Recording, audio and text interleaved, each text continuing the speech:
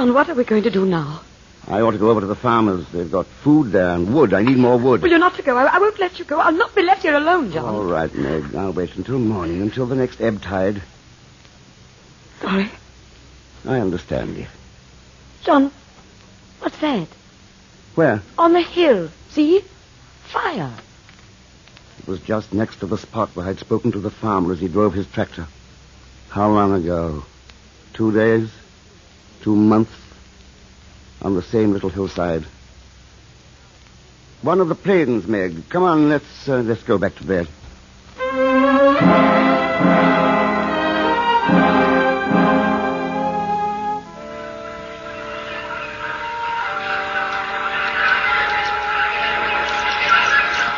The second attack was much worse. There was something different about it, something I found difficult to analyze. And while I was thinking about it, I watched the canary. He, too, had been quiet during the lull, but now he stormed and raged again, beat at the bars of his cage. And I thought of the birds in cages all over the world. Parrots, lovebirds, peacocks, yes, and ostriches. What of the ostriches? And the great red flamingos and the big swans in the parks with their powerful wings and beaks. Father, what's that noise? Noise? From the chimney. I don't know. Let's see. Sounds like they're trying to get at us through this chimney. We've got the fire. Get too low. John, do something. Here, give me that can of paraffin oil. Now then, everybody stand back. Careful. Back. This will clear them out.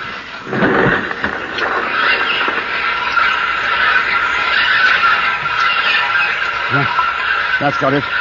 Jill, you keep the fire up. Don't scare the wood. All right, Father. I'll start the primus. We'll have some cocoa. Good idea. Shall I check and see what's happening upstairs? No, Jill. You watch the fire. Keep it blazing. Poor Chippykins. Now what? He's hurt his wing against the bars. Has he really? Silly-looking man. Mama warned you.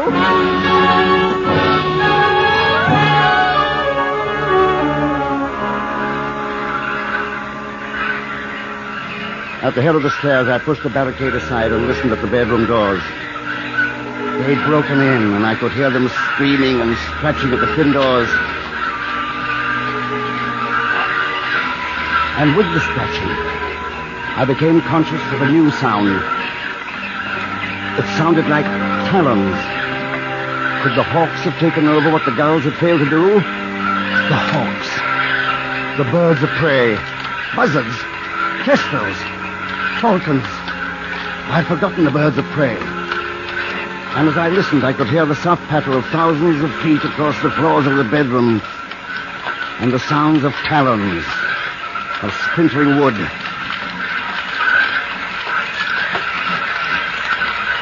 I rebuilt the barricade, descended into the kitchen. The others had not yet noticed that soft patter just above our heads. I prayed that they would not.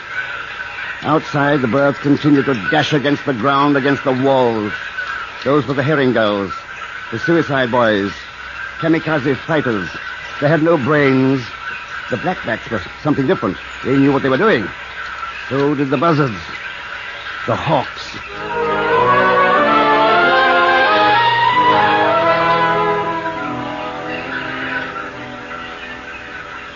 I thought of the things to do in the morning. There were so many things we needed to withstand siege. A car. If I could hire a car between the tides and use it to carry things. Food, oil for the stove, lumber and nails, sheets of metal for the windows, oh, so many things. I wondered and worried and dozed.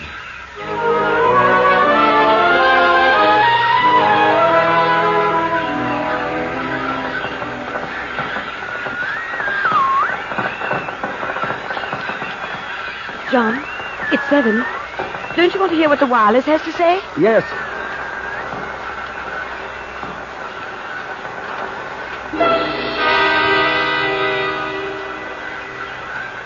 It's 20 after. I can't understand it. Don't touch the knob. Leave it on the home station. I thought if I just jiggle it a bit. No, they've made a mistake. They meant they'd go on at 8, not 7. Oh, well, that must be it.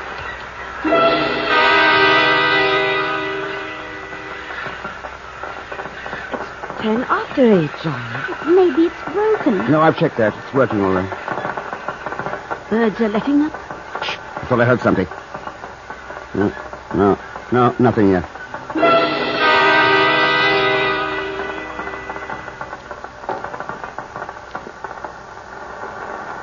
John, 9 o'clock's past. There's nothing on the wireless. Nothing. I know. What does it mean, John? Don't you see? Not even the shortwave.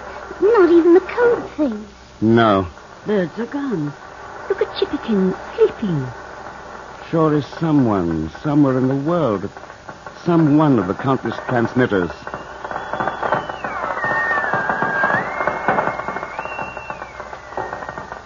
Shall we open the door?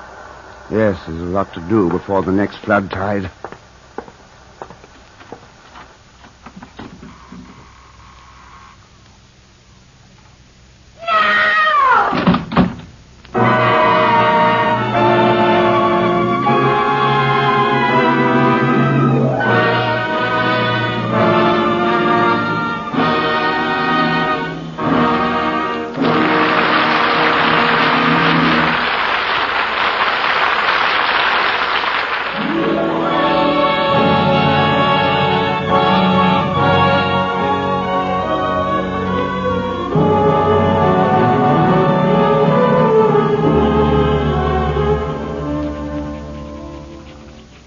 A single brief glimpse through the open door was enough.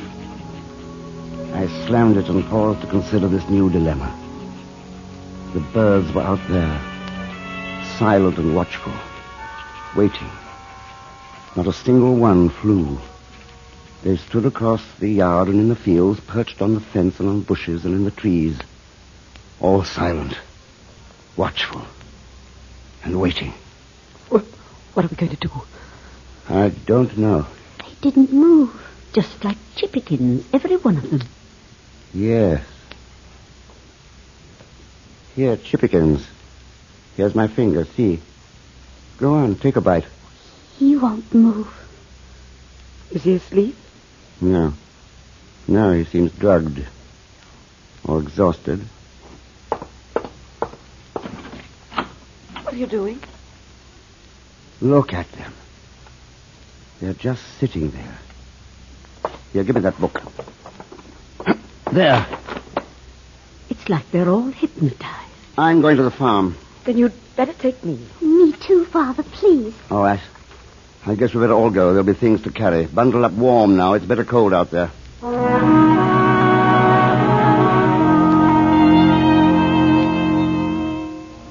We went by way of the field. I didn't want to risk the road. It was a strange gray day, funereal, and the birds all about us, black and silent and waiting. These were the land birds. Out on the bay, I saw the endless gray carpet of seabirds, riding the soft swells of the ebb tide, and waiting.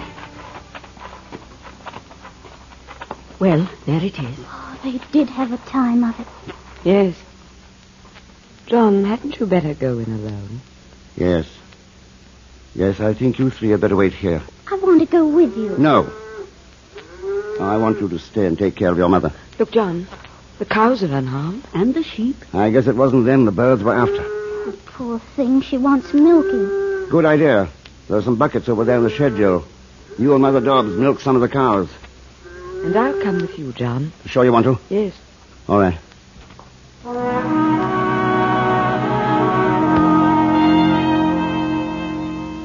Here in the yard, the birds sat motionless, watching. And on the roof of the house, and in the trees, and on the sills of the broken windows. Sprawled near the back door, I found the farmer's body.